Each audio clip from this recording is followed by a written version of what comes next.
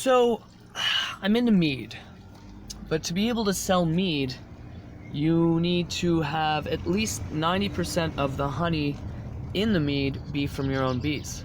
Then I looked into urban beekeeping for a while. I was like, maybe I could start a company to promote urban beekeeping and we can bring bees back. And then the local beekeeping association was like, number one, we're already doing that, so don't start a company. There might be backlash. You might hurt more than you help.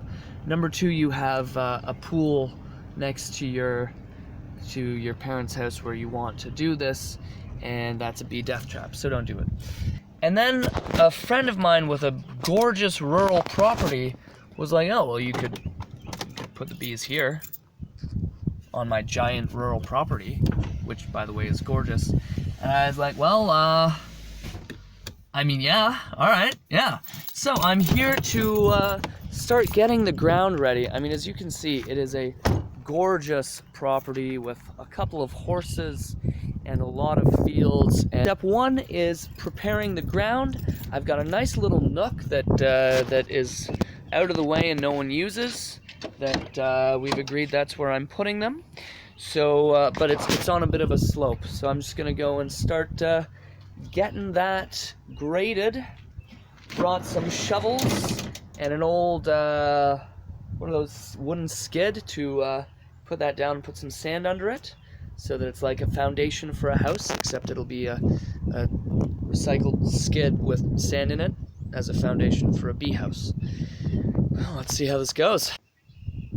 And the sand that I was carrying in the car managed to get a bit spilled on my backpack. That's great. I'm running through the forest here. Look at that bloodroot, trout lily, which are flowering, so now they're dogtooth violets, trilliums. This is a beautiful natural paradise. An ancient moss-covered log. Oh, and what's that? It's a millennial running through the forest, carrying shovels and a pallet, and having a really hard time because he's also trying to film himself on his phone while doing so. Alright, let's put that away.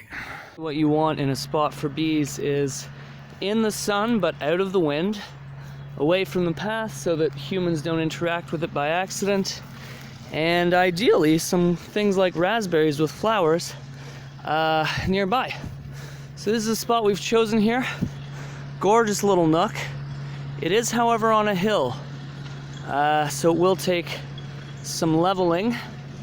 And back there we've got the local farmer plowing by down his field. Apparently it's a contracted farmer. It's like a rent-a-farmer, and my friend rents that farmer to farm her property. That's kind of cool.